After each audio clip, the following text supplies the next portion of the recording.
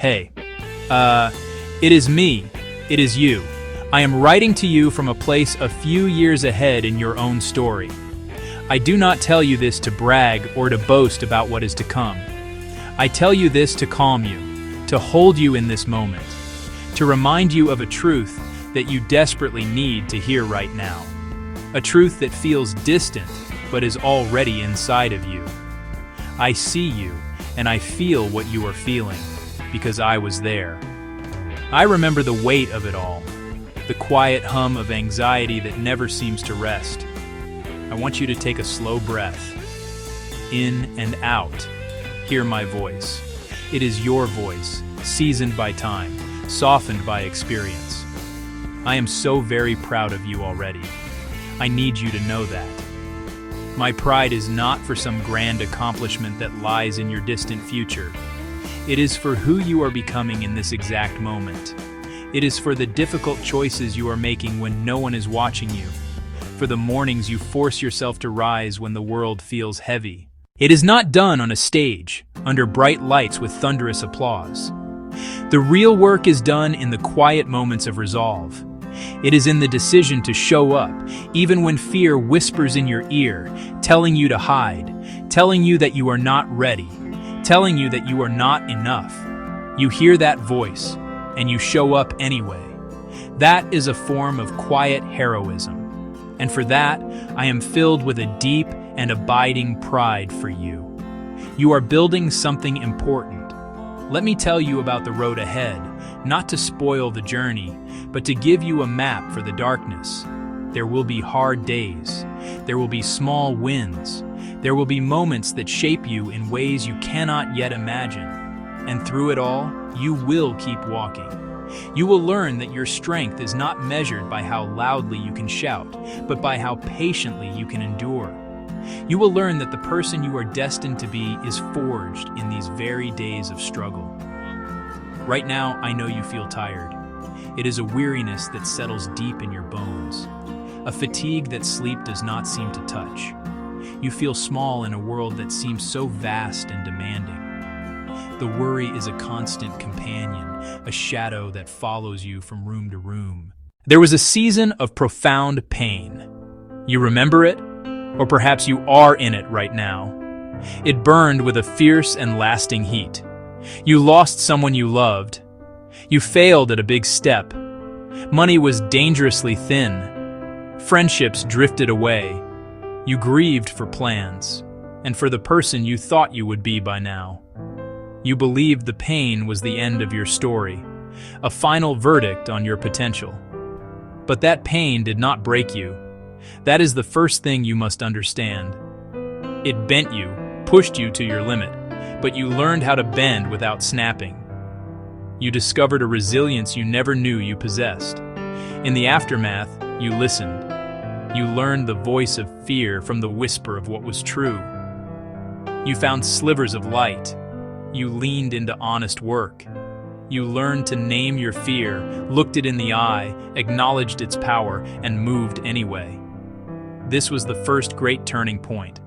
A quiet, internal courage. Not a prize, just your hand steadying a small, fragile plant in a storm. Choosing to protect what was still alive, what could still grow.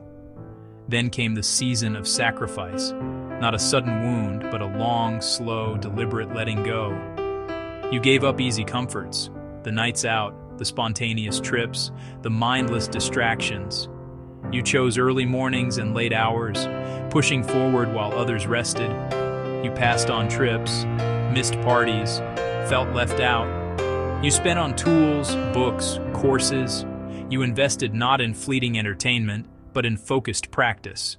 You learned patience, the unglamorous march forward, trading today's joy for a future worth building. Loneliness, emptiness, silence. But sacrifice sharpened you, burned away the non-essential. Discipline took root. Growth, when it finally came, arrived quietly. Not a sudden transformation, not one revelation. Real growth is small betterments. Wake earlier, finish the session, make the difficult call. Repeat a skill until it is second nature. Stack small wins, one on another. At first you could not see it. Then you looked back and saw how far you had come. Strength you did not know you had. A calm in your heart. Mistakes turned into lessons. Clarity about what matters. You stopped thrashing. You swam in a clear direction. Your actions aligned with your values. Then came a test of trust, an opportunity that asked for everything you had learned. It was risky, a step up, a call into the light. The old fear returned. The old voices whispered, "You are not ready. You are not enough." But this time, you had an answer.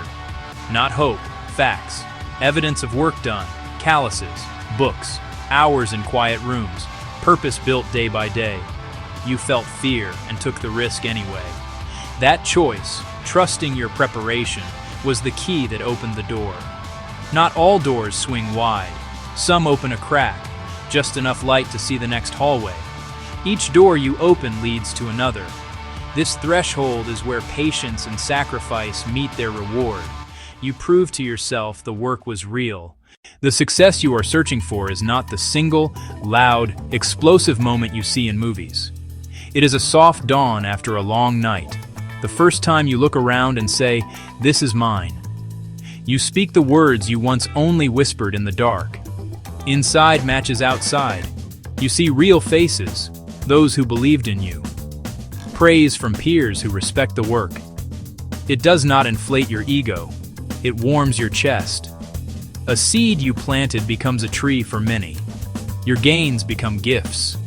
You help those starting where you once were. This, the impact on others, is the real climax. Do not mistake this for the end.